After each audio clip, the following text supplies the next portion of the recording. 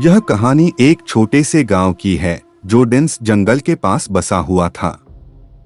गांव में हर किसी को जंगल के बारे में तरह तरह की डरावनी कहानियां सुनने को मिलती थीं। लोग कहते थे कि जंगल में अजीब अजीब घटनाएं होती हैं, अजनबी आवाजें सुनाई देती हैं, पेड़ से गिरती सूखी पत्तियां बिना किसी हवा के लहराती हैं और कभी कभी लोग भी गुम हो जाते हैं। गांव वाले तो जंगल के पास जाने से भी डरते थे, लेकिन इन सब बातों को बच्चों की कल्पनाओं का हिस्सा मानकर लोग नजरअंदाज कर देते थे। माया एक छोटी सी 8 साल की लड़की गांव में रहती थी।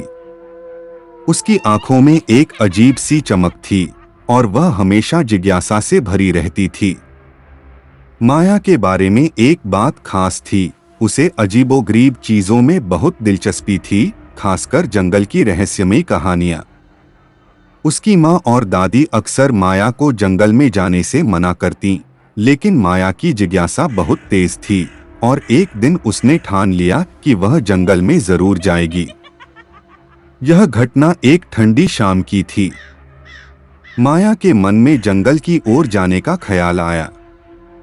उसने अपनी माँ से कहा, माँ, मैं बस थोड़ी देर के लिए जंगल में खेलकर आती हूँ। माँ ने उसे कई बार मना किया, लेकिन माया के चेहरे पर एक अजीब सा आत्मविश्वास था।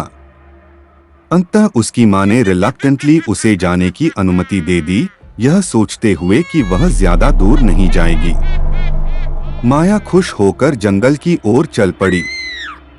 उस दिन जैसे ही वह जंगल के किनारे पहुंची, हवा भी बहुत अजीब सी थी। पेड़ झूम रहे थे, लेकिन कोई हवा नहीं चल रही थी।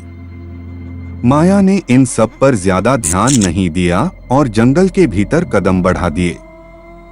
वह आगे बढ़ती गई और जैसे जैसे वह गहरे जंगल में जाती, चारों ओर का माहौल और भी घना और डरावना होता गया। उसकी छोटी सी छाया पेड़ों के बीच खो सी गई थी और जंगल में एक सन्नाटा था जो अजीब महसूस हो रहा था। जंगल के बीच में माया ने सुनी कोई आवाज। यह किसी का हल्का सा रुदन जैसा था जो हवा में गूंज रहा था। माया ने सुना और सोचा कि शायद कोई जानवर या पक्षी होगा, लेकिन वह आवाज बढ़ती गई और अब वह और भी डरावनी लगने लगी। माया की सांसें तेज हो गईं, लेकिन उसकी जिज्ञासा अब भी खत्म नहीं हुई। वह आवाज के पीछे चलने लगी। फिर अचानक माया की नजरें एक अजीब सी चीज पर पड़ी। एक पुरानी टूटी फूटी झोपड़ी थी जो एक बड़े पेड़ के नीचे छुपी हुई थी। झोपड़ी के दरवाजे में एक दरार थी और अंदर से हल्की सी जलने की महक आ रही थी। माया ने बिना सोचे समझे दरवाजे को खोल लिया। अंदर का दृश्य बहुत डरावना था। झोपड़ी के अंदर दीवारों पर खून के धब्बे थे और कोने में एक पुरानी सी मोमबत्ती जल रही थी जो पिघलकर झील की तरह फैल रही थी। जैसे ही माया ने अंदर कदम रखा, एक अजीब सी परछाई दीवार पर झूलती हुई दिखाई दी। वह परछाई धीरे धीरे आकार लेने लगी और एक बूढ़ी औरत का रूप लेने लगी। माया की आंखें फैल गईं और उसका दिल तेजी से धड़कने लगा। वह भूतनी धीरे धीरे माया की ओर बढ़ने लगी और माया की सांसें थमसी गईं। अचानक भूतनी ने एक खौफनाक आवाज में कहा, तुम भी वही हो जो यहाँ कभी खो गया था। माया घबराते हुए बाहर भागने लगी, लेकिन जैसे ही वह झोपड़ी से बाहर आई, उसने देखा कि वह जंगल पूरी तरह से बदल चुका था। पेड़ अपनी जगह से हिलने लगे और जमीन की दरारों से सिसकियां सुनाई दे रही थीं। माया को लगा कि वह अब किसी और दुनिया में चली गई है।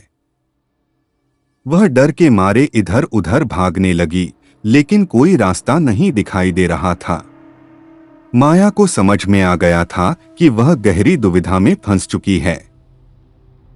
जंगल में घूमते घूमते उसे न तो कोई रास्ता मिला, न कोई आवाज सुनाई दी। उसकी आंखों में आंसू थे और उसके दिल में डर।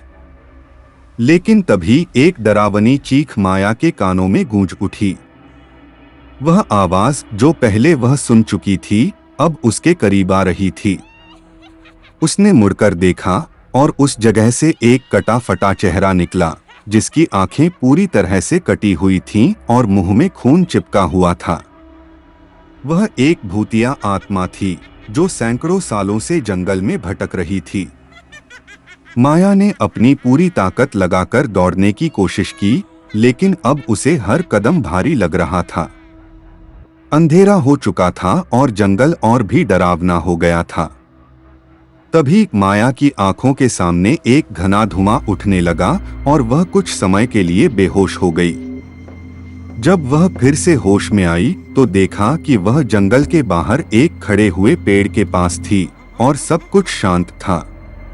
माया जब घर वापस लौटी तो उसका चेहरा पीला था और आंखों में डर साफ नजर आ रहा था। उसने अपनी माँ से कहा, माँ, वह जंगल में कुछ है। वह आत्माएं हैं। उसकी माँ ने उसे गले से लगा लिया और समझाया कि यह सब केवल उसका डर था। मगर माया जानती थी कि जो कुछ भी उसने देखा वह वास्तविक था।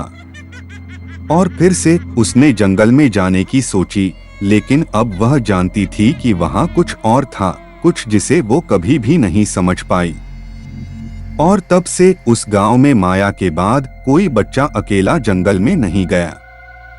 कहा जाता है कि माया की कहानी अभी भी जंगल में गूंजती है, और अगर आप रात के समय जंगल के पास जाते हैं तो कभी कभी दूर से माया की आवाज सुनाई देती है जो कहती है, वहां मत जाना, वह तुम्हें भी खोलेगा। यह कहानी हमें यह सिखाती है कि कभी कभी अज्ञात जगहों और अनजानी चीजों से हमें दूर रहना चाहिए। जंगल में खो जाने का डर केवल भूतिया नहीं, बल्कि कई अन्य खतरों का संकेत भी हो सकता है।